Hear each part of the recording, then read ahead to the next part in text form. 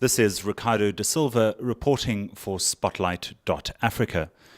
I'm in Nairobi, Kenya at the International Tax Justice Conference, and I'm here now with Raymond Baker, who is an authority on financial crime, I'm told, specifically looking at illicit financial flows.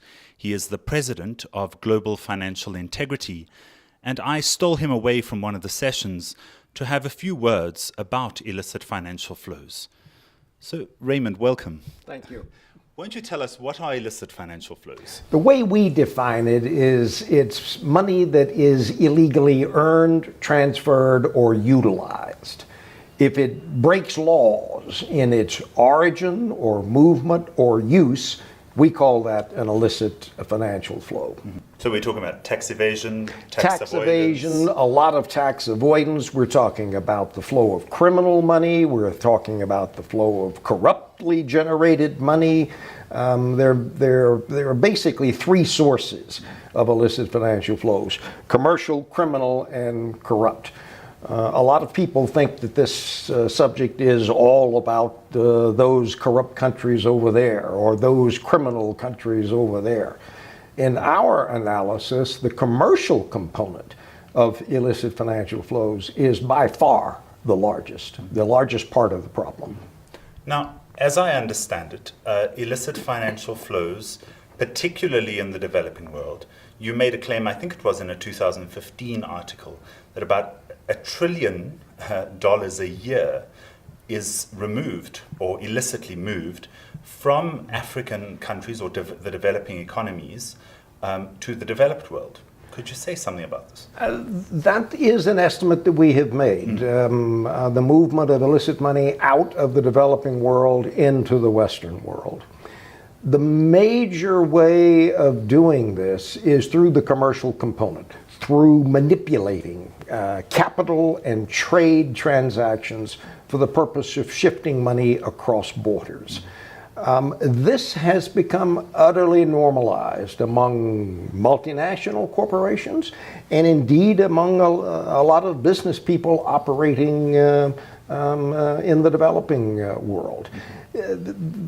We're talking about, as best we can analyze in our organization, we're talking about more money flowing out of the developing world than into the developing world. This makes no sense, but this appears to be, from the best that we can put together, appears to be the reality. Now, what's the problem with that? What problem impact for the developing world? It impoverishes the developing world. It takes money out that could otherwise be spent on health and education and infrastructure and so forth.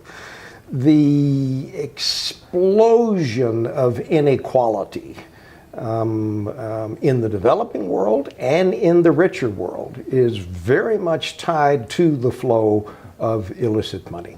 There is a financial structure that facilitates the movement of illicit money, and it does so specifically for the purpose of transferring that money from poor to rich, from criminal to respectable, from corrupt to legitimate. That's the purpose of that financial structure that facilitates the movement of that kind of money.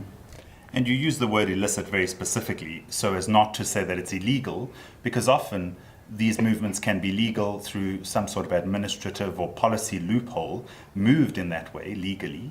But there is a moral implication, isn't there? Of course there is. I mean, we are hiding behind limitations in the law in many of these instances of moving illicit money.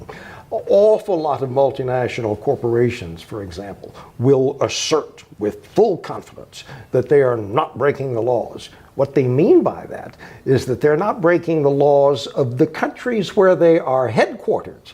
But that doesn't mean that they're that they're not breaking the laws in countries where they are operating.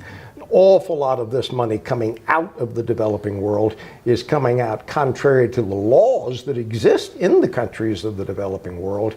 And this argument that we're not breaking the law is a fallacious one. Our mission at Spotlight.Africa is one of raising social justice issues and bringing them to the social conscience so that people are aware of these issues. Why is something like an illicit financial flow, tax justice, poverty, why are these issues important to people of faith? Or should be important? People of faith need to be on the cutting edge of changing the reality of this. As you probably know, the human rights movement was for many, many years, the social justice movement was for many, many years, focused on civil and political rights. It took the human rights community 30 years before they started to say, you know, we should pay attention to economic rights. I think that battle has been won now, where the human rights community and much of the social justice community are prepared to embrace economic rights as part of their agenda. But this has to be, going forward, it has to be part of the agenda if we're going to bring about realistic change.